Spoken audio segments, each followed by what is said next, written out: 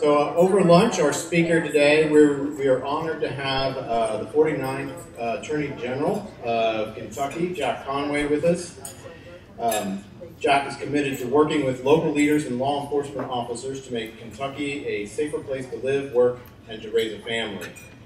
He has a distinguished record of fighting for Kentucky and for protecting consumers. I know several of you are talking about things that you can do to help consumers in your footprint. So I think we can all take that to heart. He was one of 24 elected public officials from across the country chosen to participate with the Aspen Institute Rodell Fellowships in public leadership. He's a graduate of a high school right here in Louisville, St. Xavier, and has an undergraduate degree in public policy from Duke. Graduated with honors from the National Law Center at George Washington University. He and his wife, Elizabeth, have two daughters, Eva and Alex.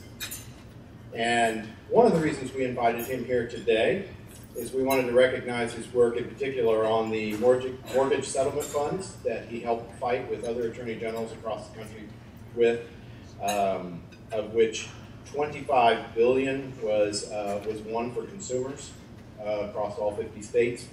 And Kentucky received about $65 million. It was our privilege, Fahe, along, yes, thank you. And it was our privilege, not only Fahe, but along with the other NeighborWorks Alliance members to participate in making those funds available for consumers across the Commonwealth. Mr. Conway is a candidate for governor in our next electoral race. And it really is a privilege and honor to have you with us today. So look forward to some comments. Thank you.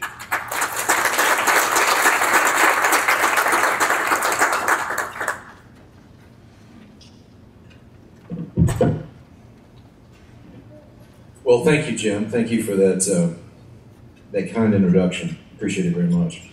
Oftentimes I come up to a microphone after the introduction after St. X and Duke. I'm already in the hole a little bit, so I'm trying to climb out of it. Basketball passions being what they are in this state, Duke University is not always the easiest thing to come up and follow in your introduction.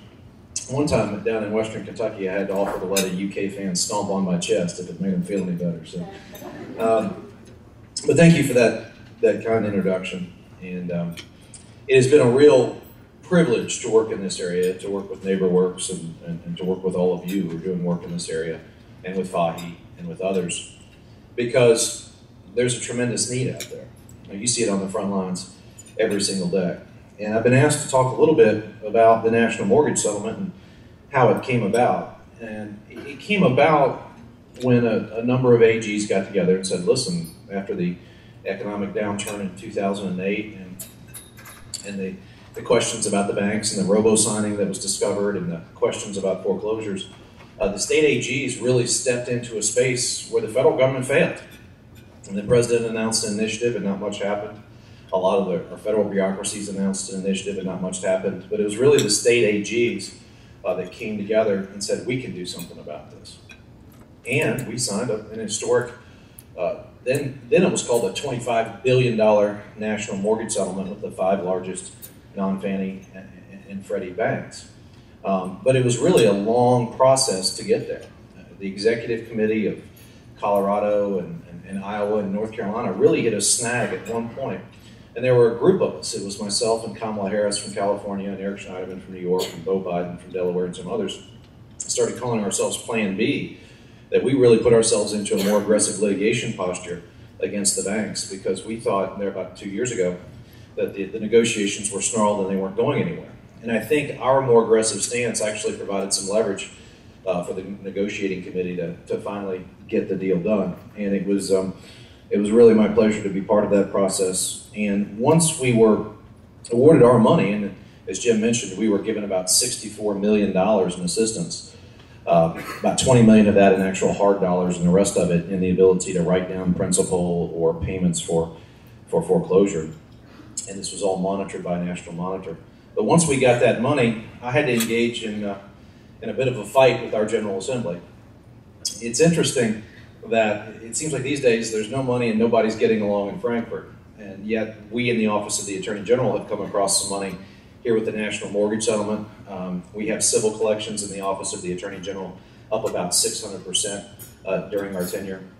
Recently, we settled a couple of pharmaceutical cases for about $40 million, and we've directed that the money actually go into treatment for addiction treatment here in the Commonwealth of Kentucky, because we have about 1/10 of the treatment beds that we need. But a couple of budget cycles ago, as we got the national mortgage settlement money, the General Assembly put a little clause in the budget that said that the Attorney General had to turn the money over to a special account to be appropriated by the General Assembly as they saw fit. The problem was the national mortgage settlement, as I said, is overseen by a monitor, but it was actually entered in federal court. And there was a court order that said each Attorney General shall submit a plan to this court to be approved for the money to be released and spent for housing-related purposes. So I felt very strongly that I was going to follow the court order. I felt very strongly that the money that was being paid for abusive practices like robo-signing and others was not going to go to plug some pension hole the General Assembly should have figured out how to handle some other way. And so I got up in a bit of a fight with them. I threatened to sue them. As the governor was looking at the budget, I went and saw him personally and said, "Governor, I'm here to request that you line item veto that particular clause, because I've got a federal judge that says we have to spend this money this way." Not all states did that. Some states went ahead and turned their money over to the General Assembly. Not all states saw that their national mortgage settlement money went to housing-related purposes. But here in Kentucky, because Governor Beshear did veto that, and because we stood strong in our office about the purposes of this settlement, we have been able to get the money out the door and to very worthy purposes. And for that, I'm grateful.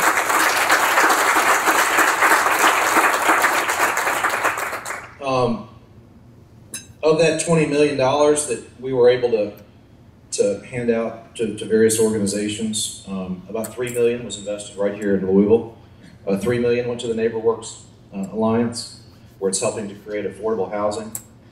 We used some of the funds to help establish a down payment pool and closing cost assistance pools for owners who want to purchase vacant or foreclosed properties. We helped the Kentucky Housing Corporation with its counseling programs. I think we gave the Housing Corporation slightly over $7 million to leverage for additional monies to try to work through their various programs. We invested in the American Dream Loan Fund, had a nice event over in Lexington not too long ago to talk about that. And it was no small task to get that money to the proper way, but we got it to the places where people knew how to use it, knew how to create the loan funds, knew how to leverage and gain additional dollars. And hopefully, in some small way, the Office of the Attorney General has made a difference in the lives of Kentuckians. And we continue to do this work. As many of you know, I'm one of just a handful of attorneys general around the country that has sued MERS. Since you're all in housing, you probably know what MERS is. Our county clerks are hopping mad over MERS. For those of you who don't know what MERS is, it's Mortgage Electronic Reporting Services. What they have basically done is because they want to avoid the recording fees in respective states. If a mortgage is refinanced, typically you can go to the county clerk's office and you can look at a piece of property and see the meets and the bounds, and you can find out who actually holds the mortgage. Well, because there's been so much activity in the area of mortgage-backed securities and repackaging and reselling, and I think the average mortgage in Kentucky is sold or resold 3 or 4 times during its lifespan. What MERS has done is it's basically been created by the banks, thousands of employees, and it allows them to trade the mortgages between themselves, but put MERS as the assignee on county clerk records, and they don't have to pay a re-reporting fee, which our statute requires. Our statute requires a re-reporting fee anytime you re-report a mortgage. And what they have done is they really undermined the integrity and the transparency of our public land records. Look, if we need to be more efficient when it comes to reselling a mortgage, I understand that. I'm all ears. But by example, we put in our court papers, I think, 40 foreclosures in Franklin County in 1 year. Do I have that, Robin? Was it about 40? And of those, I think about 25 were in error. They don't even have the records right. In one county in Kentucky, they can't even tell you who holds the mortgage on a particular piece of land. And that's when you subpoena the records from MERS themselves. So as your Attorney General, I'm not going to stand for wrongful foreclosures. I'm not going to stand for greed, undermining the integrity of our public land recording process. I'm not going to stand for someone who's just trying to stay in their home, and they go down to try to make a payment, and they can't figure out who they owe the payment to. That's the problem. That's what MERS has done in this state. And I'm not necessarily after monetary damages. I'm after a better process where people can understand who they owe money to, how they can stay in their home, and who they're dealing with. And we're going to keep doing that on behalf of the people of Kentucky. And the reason I am so passionate about this issue, and the reason that I've been one of the few AGs willing to take on the banks and take on my legislature and talk about this issue, is